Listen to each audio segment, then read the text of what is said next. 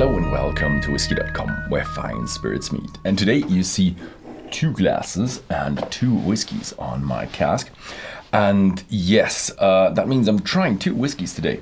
Because today I want to do a side-by-side comparison. Because we have a change in the core range and of Glenmorangie. And within the core range, it's the flagship whiskey of the Glenmorangie. So the Glenmorangie 10 is becoming the Glenmorangie 12. And some critics out there may say maybe they have too many of their refill casks and just use more refill casks and then have 12-year-old. And no. Actually, refill casks with Glenmorangie, I think they only use them once. So 1 refill, not like the 4th fill or something like that. So they use first fill and second fill bourbon casks for the 10-year-old. And now they actually did change a little bit more than just 2 years more. They still use first fill bourbon casks and designer casks from air-dried American oak from the Ozark Mountains. Like, okay, I have a lot of questions about that. First fill bourbon, first fill bourbon. Designer cask, what makes a designer cask a designer cask? I don't know. So it probably is, I guess it must still be like a mass production because they use quite a lot of casks. And air dried. Yeah, how else will you dry them? You can microwave them, but that will be much too expensive. Air drying is the way to go. So that is normal American oak. Yeah, that's the cheap one. Sorry, but the American oak is the faster growing tree. And actually, I still think it's not the cheap one. It's the price effective one. And also I like it better if you like it mild. Yeah, it's much milder. So American oak is good. And then we have the Ozark Mountains. I'm not quite familiar with this area. I've never been to Missouri. Oh, have I driven through Missouri? I'm not quite sure. Never have been to Arkansas, so I don't know much about the Ozark Mountains except for that, I don't know, that beginning of that series called Ozark. But that's what I know about Ozark Mountains. I think it's a nice area, a lot of trees, so guess they have good trees. Good. So that was pretty much it. And it is said to have a little bit more influence of cask and a little bit more ongoing and finish within the new Glenmorangie 12. And that is what is to be expected. You think if you have 2 years more, you have a bit more cask influence. So clear cask, the decorated cask here. What is that? Oh, that's the winter cask. We have summer, but no, I have the winter cask. Cask. So the winter cask glass is the 10, and I'm gonna pour the 12 into the clear glass.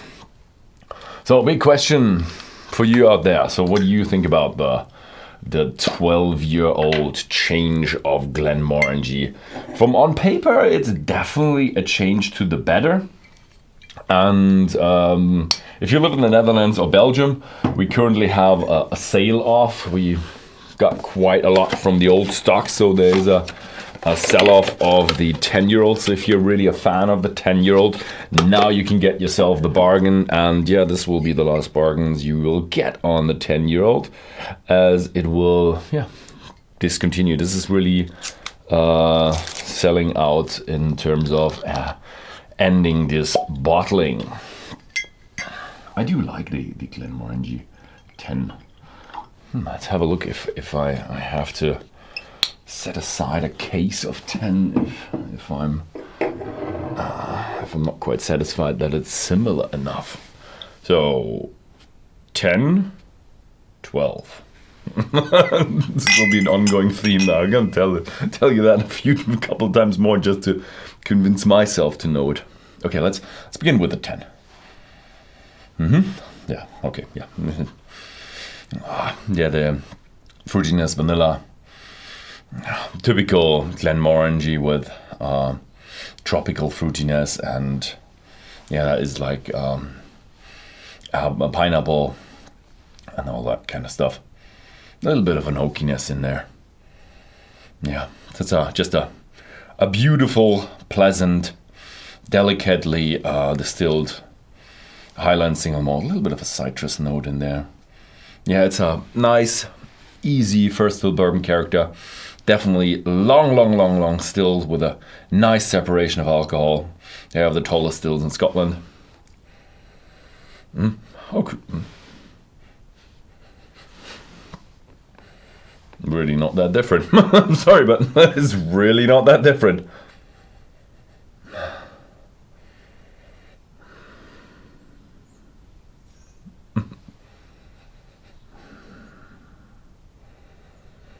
Maybe it's a bit, yeah, okay, definitely pretty much the same. It's tropical fruitiness, a little bit of bourbon vanilla character.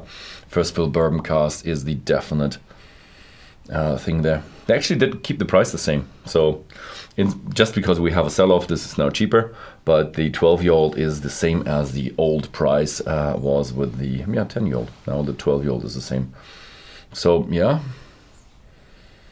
it feels pretty much the same. I can't really tell you like, well, definitely older and with the designer cask and yeah. No, start with the 10.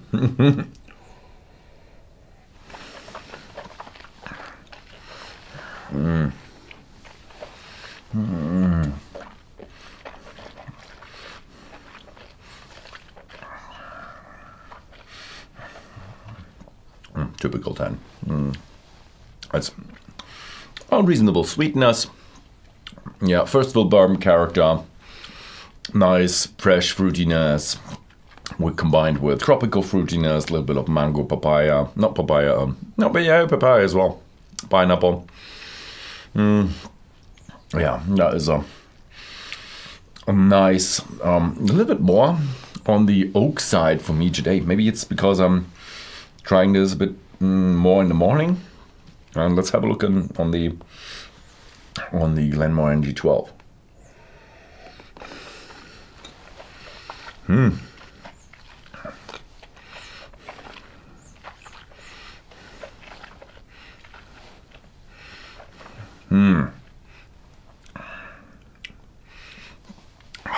Hard to tell if this is the second sip. It feels a little bit more on the oaky side. Still has a lot of first fill bourbon character, vanilla, caramel, fruitiness. Is it a little bit less fruity?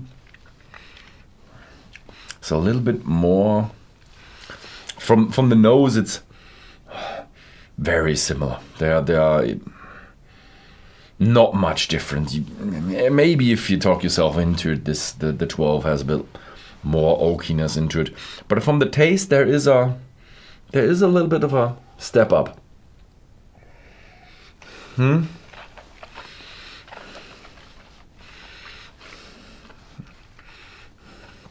has a little bit more, hard to tell this, but a little bit more dried fruit character. Strange, because you have just American oak, which is not known for their dried fruit character. Because ex-bourbon barrels, American, and the air-dried Ozark Mountain American oak. So, but it's a bit more crispy. It also feels a little bit more malty. But it has the original as well. So probably that is just from the second sip. Don't want to say it has more maltiness in there, but a little bit. It really has in the taste. You can feel a bit of a step up towards more matured, more oaky type of Highland Scotch. It still has a good character of Glenmorangie in it. It is a worthy step up from the Glenmorangie 12. Although it is, I would really say it is a bit less of that. Oh, it's a 10-year-old, it's light, it's just fruity and that kind of thing. So it really has a bit more